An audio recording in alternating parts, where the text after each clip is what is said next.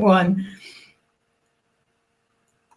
Hello and welcome to our health show episode number 12. This is Siobhan Guthrie, and today we're going to be talking about helping children and young adolescents struggling academically. And we're going to show you some things about kinesiology that, to a certain extent, we covered a little bit in our episode 3, I think it was. We're talking about the brain. But today I'm going to be joined by Paula Phillips, who did some research. And so I wanted to share the results with you on that. So first off, it is back to school time, not just for kids, but also, as adults as well. We have our balanced health courses starting, have already started during September already in Cork and Charleville, and where else have we started? Sligo as well. A great group forming there. We have 2 balanced health courses starting this weekend in Mayo and in Trim and County Meath. So we've got a couple of places left on each. And we have Donegal, Derry, Galway and Gorey starting soon too. And you'll find all of the details on the website. So today we are talking about helping kids and adults achieve better results, academic results, of course, for kids. And I'm being joined by Paula Phillips, who is a graduate of our KinesiologyZone Diploma Course. She's a graduate, she graduated this year. And as part of our the training that we offer, we ask our students to kind of undergo their own kind of research study. They choose a topic of their own, and it's a great way to explore their knowledge and build expertise, and also, to really know deep down how kinesiology can help people on a bigger scale. So Paula selected the topic, she wanted to answer the question, can kinesiology help people achieve better academic results? And she worked with 5 people, 4 kids, 1 adult. And so we're delighted to have Paula join us today to share with us her results, as well as we're going to hopefully show you some of the techniques she used, which you'll be able to use as well. So let me just bring Paula onto the call. So Paula, we can see you now. Hello and welcome. Hello. Great. Hopefully everyone can hear us okay. So Paula, tell us a little bit why you chose this particular topic about helping kids academically. Always fascinated with how the brain works, and I love working with children and young adults. So it was something that really, I wanted to do something with it. Now, straight after Balanced Health, the first weekend of Balanced Health, what we learned there, I started to apply in my own therapies, and I couldn't believe the results that I got. It was the lazy eats, the fixing of the eyes, the reading, cross. And I that sort of stuck with me. Now, as well as that, I'd always been interested in people's own subconscious beliefs and how they determine success or failure in life. And this was a way that I could test it on young people and see, the results actually, value the results. Now, I picked academic results not because I think they're important, but because they're quantifiable and they were measurable. And what I will say, that the results all improved, but there were some absolutely amazing side effects. Much happier children, much more confident. They were more willing to study, things like that. And that's what really brought me into it. And I was. Well, listen, tell us a little bit then about your case studies. As I said, we had five case study subjects, people. And so tell us, off you go. You tell us about what you discovered. Okay. Well, I initially had wanted to study what's known as brain gym, but brain gym has been proven time and time again. It's all over the internet. So with the children, what I wanted to get into was their subconscious beliefs. And for the first child was amazing. What we have here is what's known as the transfer test. And that's a test that all children at the age of 10 or 11 go through to determine what secondary school they go to. So this young boy, he was 10. His father rung me up in a bit of a panic saying, he's on a high C. We need to pass this test just for even the buses, the schools, convenience. What can you do to help? So, and he said, we have 2 tests. There's one is a GL test and one's an AQE. And he says, look, all I want is to pass the GL. So we focused on GL. We used the language for GL. GL is a grade. I would have said to the wee boy, I want to get an A. I deserve an A. whereas the other test is a mark. We focused on the school and future imprinting, putting on the uniform, getting the bus, things like that. And what the amazing thing came out of it was the test that we were concentrating on, which was the GL, he got a half a mark off an A. In the other test, he got a low C. Now, and he was originally on a low C, so that was a huge jump. But what the father also said, he was happier studying, which was, as everybody knows, in their house, it's a bit of a conflict to get their children to actually sit down and do the work. Whereas even after that, the young boy was wanting to do it. Now, that was the first one. The second one was also brilliant. It turned out very interesting.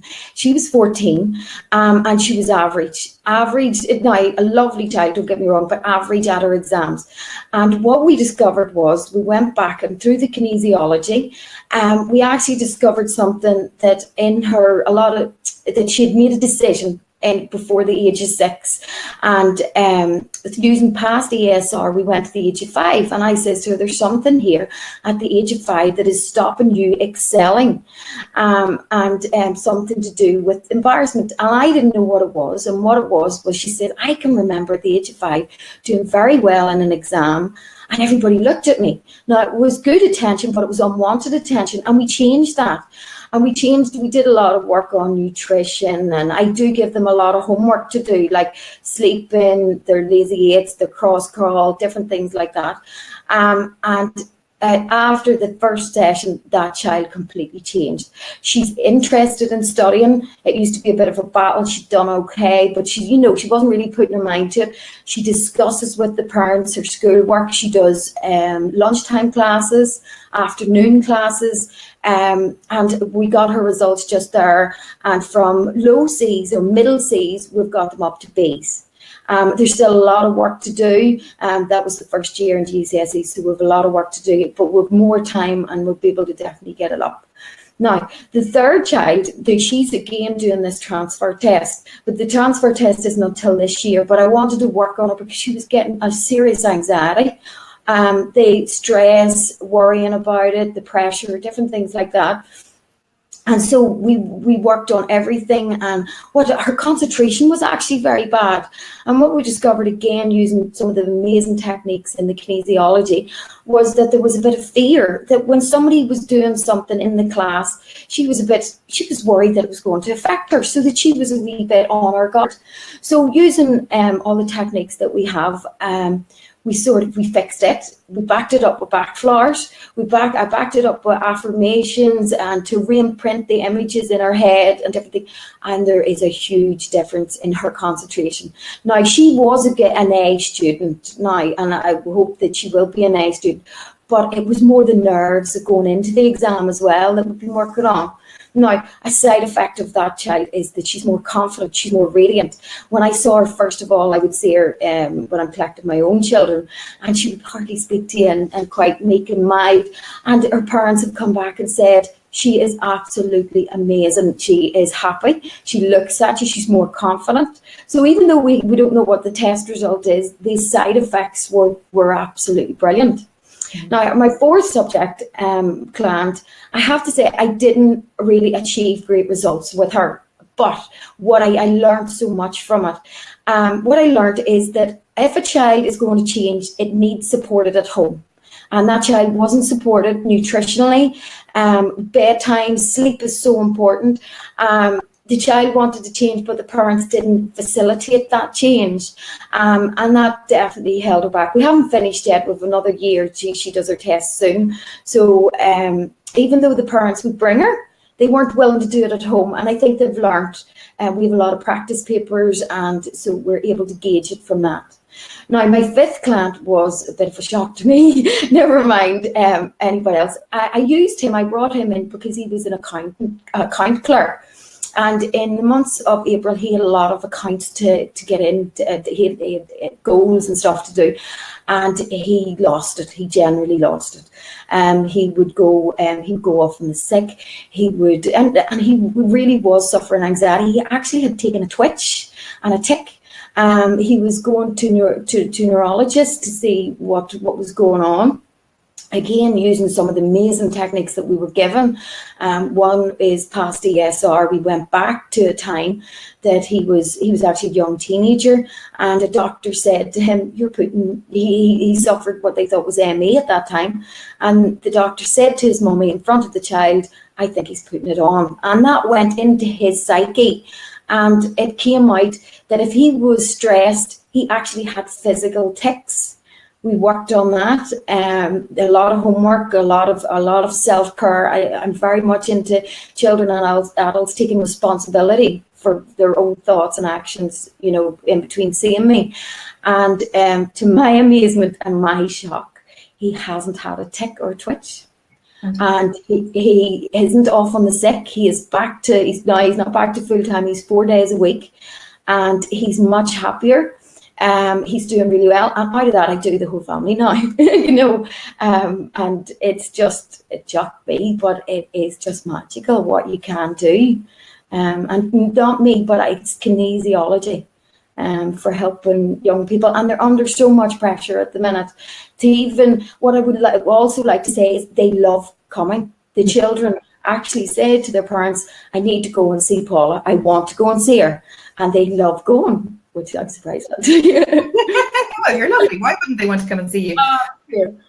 So in terms of kids, like I heard one of our current students in diploma, and she was saying that a third of students in her son's class were struggling with school. So this is definitely something that we should be promoting to schools to help kids. Yeah, I was actually working with a teacher the other night, and I do EFT and tapping, which we learn in the kinesiology, and I showed her everything that I did, and she's a primary school teacher, and she says yes, it should be incorporated because it was helping her. And she says, you don't know what this would do for a lot of pupils of mine. They're under so much stress and pressure, but not only that, when we're growing up until the age of 7, we do make core beliefs, and those core beliefs suit us for that age. I did in my project, I did a lot of research into that and how it comes out in people. And by changing one of those core beliefs, as they say, transform your beliefs, transform your life. And children are at an age where these core beliefs aren't ingrained, and you can make huge differences. And even dealing with pressure is a huge thing. Teaching them how a lot of children say butterflies in my tummy, and what we're working on is we put all our wee butterflies in a line and they all calm down, and then the child calms down. It's about reading your body as well. I would say, how do you feel? And a lot of children would say, I don't know, I don't know. And so I say, read your body, tell me what's going on. Because as well as that, what we're finding up here in the north, this transfer test, the children can go into mass hysteria. One says to one and one says to another, and in the end, apparently at one of our schools, there was 10 girls sitting crying before they did the exam. And another thing I'd like to say is sometimes children listen to other people rather than their parents. What I'm saying about nutrition, and I show them that sweeteners or sugar or whatever, and their muscle goes down, they see it and they believe it and they listen. Whereas a lot of parents can go on and say this and do this. And sleep is so important. And so I say to them from the brain perspective, I explain how the neurotransmitters grow when you're sleeping, you heal when you sleep, you grow when you sleep, and you're doing all that at one time. And I think another voice in there is so important. And at the end of the day, if it saves a battle at home, you've gained something, hasn't it? Absolutely. So we have some techniques that you did. So ones that are easy to show here on our Facebook and our health show. Obviously, you touched on a few points there. Our good old MCPE, which forms the basis of all our treatments. So you talked there about the support needed at home during let's see if I can get this in front of me. There we go. Obviously the mental. You touched on that, saying the beliefs and our thoughts and emotions and things like that, and helping kids to understand, how are they feeling? Because the body and how we feel is due to so many things. It's the thoughts that we think, it's our beliefs, our worries, that worry trend that you said that kids were in hysterics, thinking about this exam. But we also have our, the chemical realm, where we are looking at, diet, the food that we eat.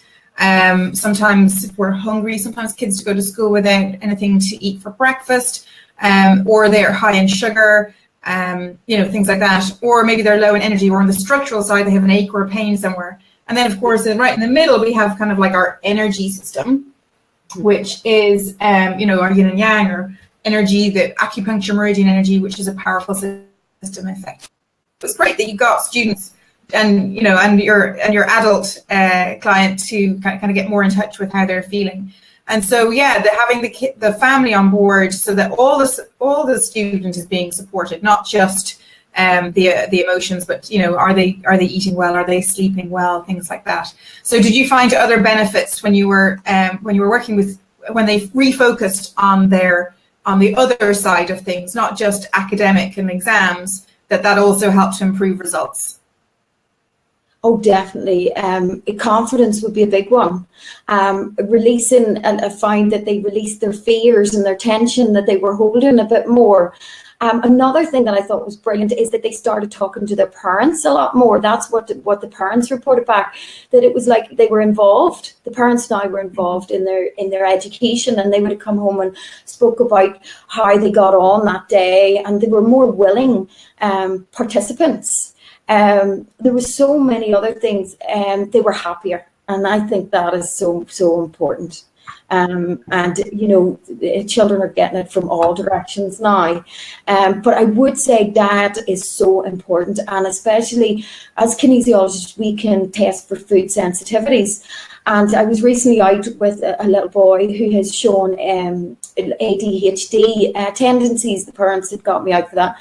And what I discovered was that he was highly, highly sensitive to sweeteners and colours. And that it was actually, we were able to cross-reference it to the brain. And they have taken it out, and he was actually in flight or fright as well. So with the techniques that we have, I was able to get him out of that, and I was able to cut those out of his diet, and they have already reported back that there is such a change in him. So it's, such small differences can mean a huge bit, and it makes family life easier. Then I think that's really important. Yeah, and I think for some kids, as you said, for some kids it'll be diet, some kids it'll be acupuncture energy, for some kids it'll be sleep, as well as the techniques that we're going to show you. And I think that's where kinesiology is so able to help, because it could, you could say, oh well, food was the problem for my kid, and then so other mums will try food, and it makes no difference whatsoever, because it's different for each child. And I think what kinesiology is able to find out is precisely what it is for that particular client. So I think what would be good is screen dependent. We only got a very little screen to work with. But one of the key techniques that we work with is something called switching. And so maybe we could just show how people. We're obviously not going to test, but this is maybe some of the homework that you gave to your clients. It's like switching would be something that when you're reading or when you're writing and things like that. There's sometimes you ask someone to read out loud, or even Claire or Paula coming on today. There's like, oh my goodness, this is a new experience. And so people can go into a bit of adrenal stress and things like that. But one of the things that they can do is to help with switching. And so switching is these points just on the chest. It would be it's kidney 27 if those of you who are acupuncturists. But just if you drop down from the clavicle and the collarbone here and drop down, you'll just feel a little bit of a dip. And if you hold those points and rub both sides like that, okay, and hold the navel with the other hand, that is really good at helping to kind of calm down and to we call it neurological disorganization, technical name. But for these points here, it can really help kids to feel more centered and grounded when it comes to doing something stressful.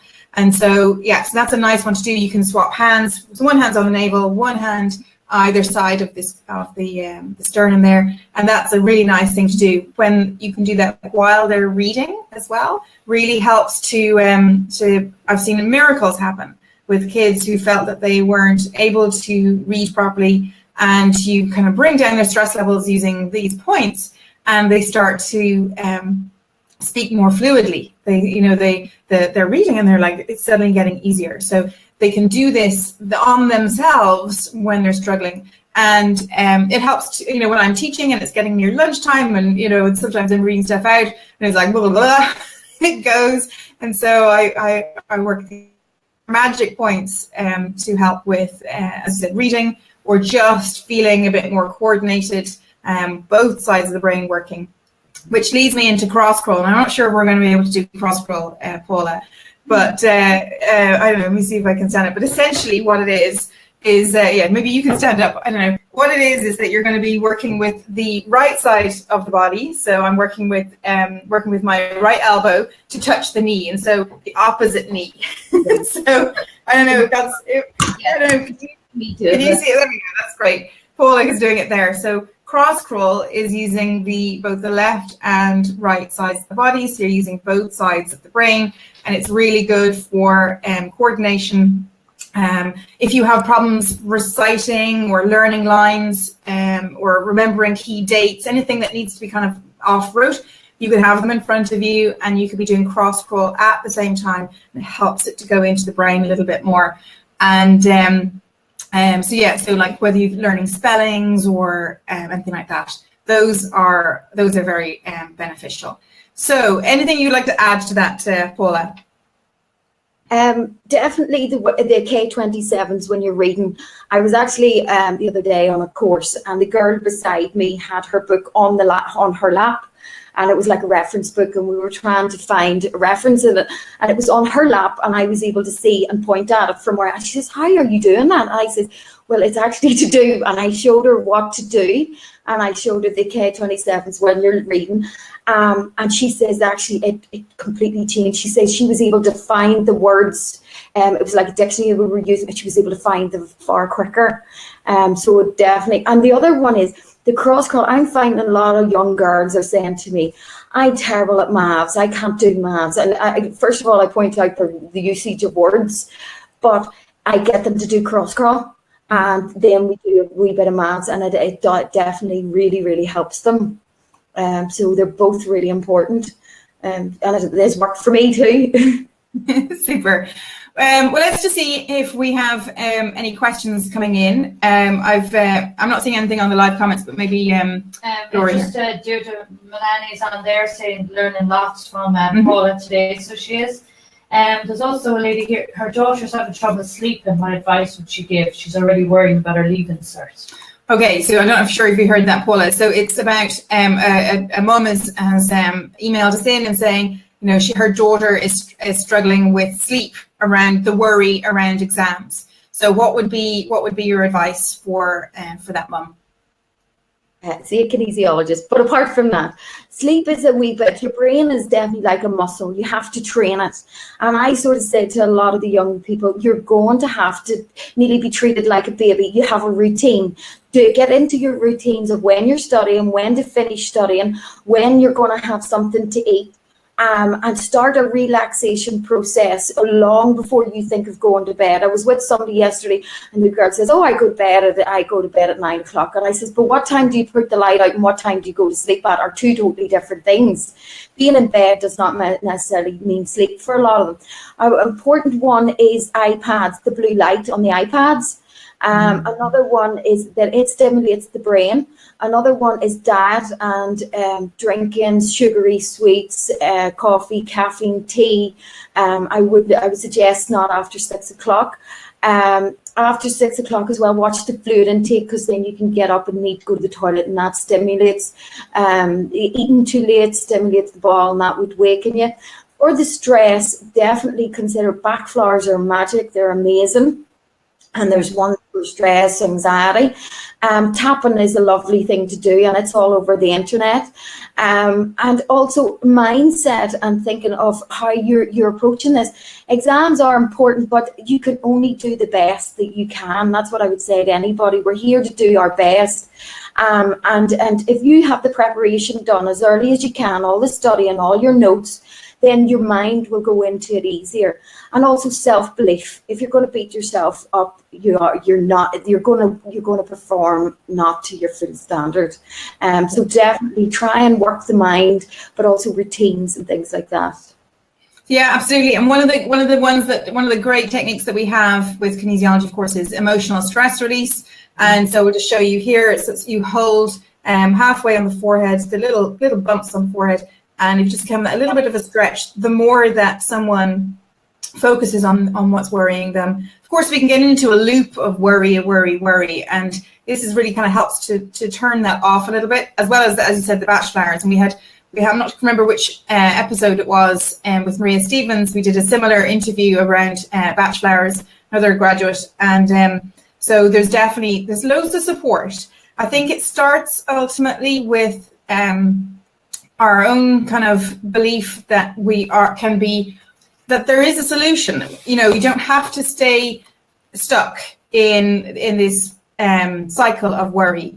You know, so I think it's want to change, first of all, like understanding that there is help out there, the likes of Paula and loads of graduates who can all help kids and adolescents approaching important exams. And as you said, like, you know, account clerks and other people who are in stressful jobs, so that it is, you know, that there's a possibility that it can change. And so being open to that, then, you know, trying something out like kinesiology, which is a little bit more, you know, a little bit different. We work hand in hand with our clients to find out what the stresses are and what past experiences may be influencing today. The past experiences, we see it all the time with our students. They get so worked up about exams, and yet we have these amazing techniques. And once they work with those and they see, like, yeah, it was, I can remember my, you know, 10, when I was 10 and I did this exam, and it was like, and it's still impacting today. Those are the sorts of memories that actually we can help clear. How we do that is very simple and straightforward, but it's life-changing. And so helping kids to read better using these points. I have another friend and her son who's, you know, dyslexic and has struggled. You know, he's now reading for joy, for actually just the pleasure of it, and which is a huge turnaround to I have to study because, you know, I've got exams coming up. So I think that there's so much potential for what we can do with learning and reading and writing and all those skills that are perceived. You know, if you've got bad writing, you struggle with writing, then these can really make a difference, because while writing is going out of fashion, it is still a skill that we're going to need for a little while. Listen, Claire, thank you. Sorry, Paula, I have your name up here. Paula, thank you for joining us today. Is there anything else that you'd like to share with the audience today? Well, there was, I finished my project with a quote, and if I can use it, because you mentioned Zig Ziglar, and he said, if you don't see yourself as a winner, you cannot perform as a winner.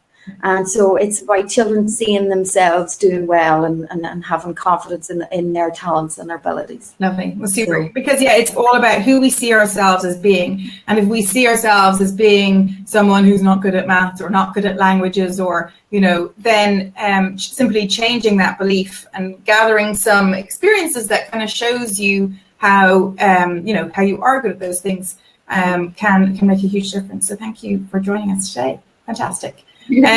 Super. Well, listen, our next health show, which will be episode number 13, lucky for some, we will be doing on, I think, Wednesday the 18th of October. Let's keep with 18th of October for the moment, and we thought we would do talking about thyroid. And so a lot of thyroid issues and lots of support out there when we can get to the underlying causes for that and issues around that. And so again, works beautifully with our MCPE. And so, yeah, we hope to cover a little bit about low thyroid issues. And yeah, I think that's probably enough for today. Thank you everyone for joining us. If you are thinking about doing one of our balanced health courses, you'll learn all of those super techniques that we showed you today. And yeah, it'd be lovely to have you on the course. It is something that we, our course leaders, just love sharing kinesiology and the potential for change for everybody. So yeah, and if you have any topics that you would like us to share and to talk about, then email them into info@kinesiologyzone.com. We are looking forward to doing one of these every month. And if you have any feedback for us, this is, do you like the interview style? Do you like the demonstration style? Is there any other suggestions? We're very open to feedback and love to know how you're getting on. So thank you very much and see you next month. Bye.